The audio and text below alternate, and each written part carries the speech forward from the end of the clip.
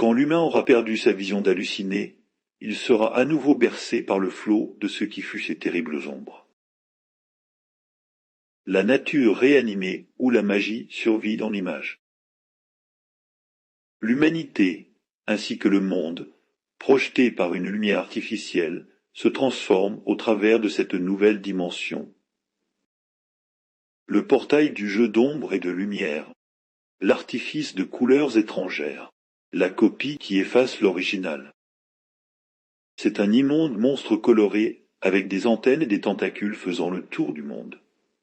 Il n'a aucun intérêt à nous apporter la vérité car il est justement l'incarnation parfaite de l'artificialité. Il remplace le monde réel par son monde artificiel. Perdre l'original dans la fabuleuse alchimie. L'arbre, transformé en pâté pour en faire une fine surface, et y réaliser quoi finalement? L'arbre regretté. L'homme disparaît dans son objectif qui lui fait perdre son esprit. Son pouvoir d'apercevoir le temps mort lui fait perdre le temps de vivre. Faire la lumière sur la vie pour alors voir s'échapper ces ombres fuyantes. La réalité rattrape les mensonges qui s'enfuient. La réalité n'est évidemment pas qu'une apparence. Pourquoi vouloir faire croire l'inverse?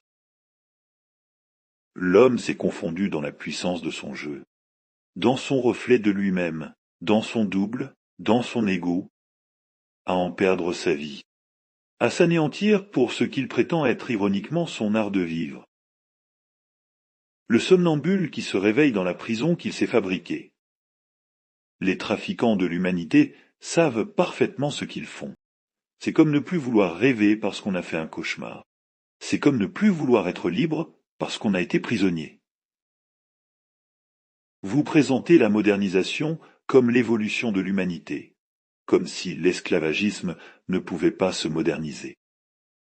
Puisqu'on n'a rien vu ni rien entendu, tant qu'on ne se retrouve pas dans le mauvais camp, il pourrait alors devenir toute notre bonne humanité. On peut s'y rendre sans s'en rendre compte. Elle profite des faiblesses, elle prétend libérer et rendre meilleur.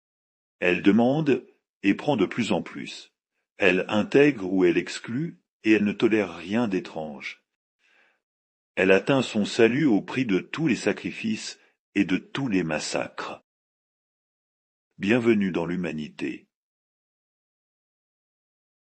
Aimer l'homme, mais ne pas aimer son humanité, tout comme le fait de ne pas aimer ses religions. L'homme, à ses origines, était-il vraiment pire qu'en tant qu'être humain d'aujourd'hui?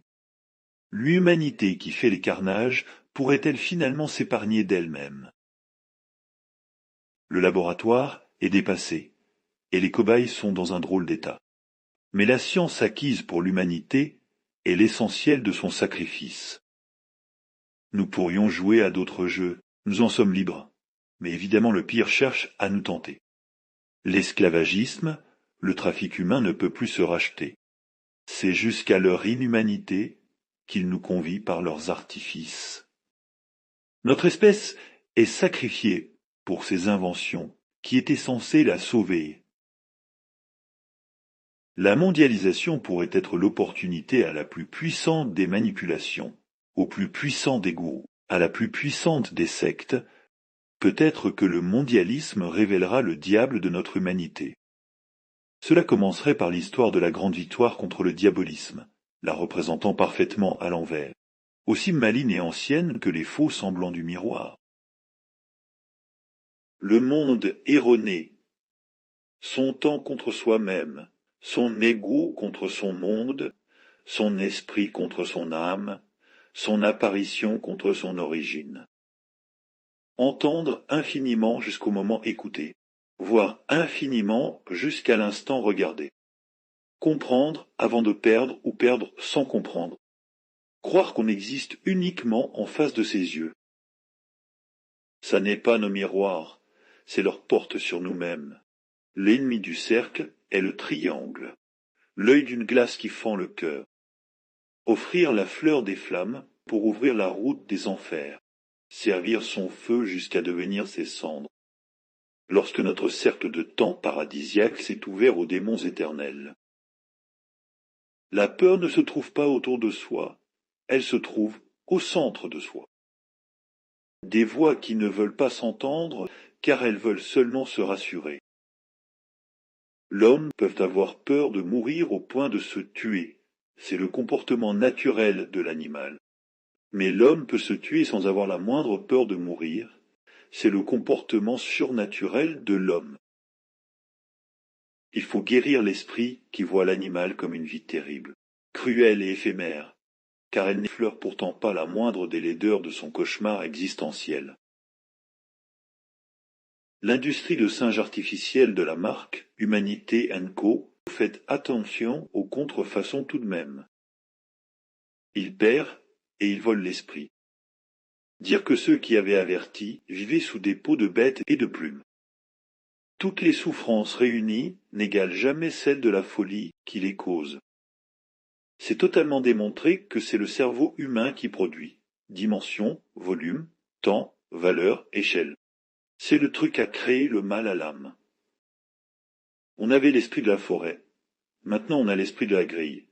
Fini Tarzan et Robin des Bois. Bonjour Terminator et Robocop. Cette incroyable fabrication des sons et des images. L'homme raisonne et l'homme reflète le monde. L'homme fait exister le monde. Si l'homme remplaçait le monde par ses miroirs dans ses cavernes résonnantes, ce serait comme la fin du monde. Générer un monde est peut-être la meilleure façon d'en effacer un autre. La vie sans l'éternel, c'est le miroir sans lumière. L'être sans existence, c'est le voyage sans passager. Qu'est-ce que deviendrait le singe passant sa vie à regarder son feu? Sa dernière visite dans la galerie des âmes, sombrant vers l'éternelle flamme bleue,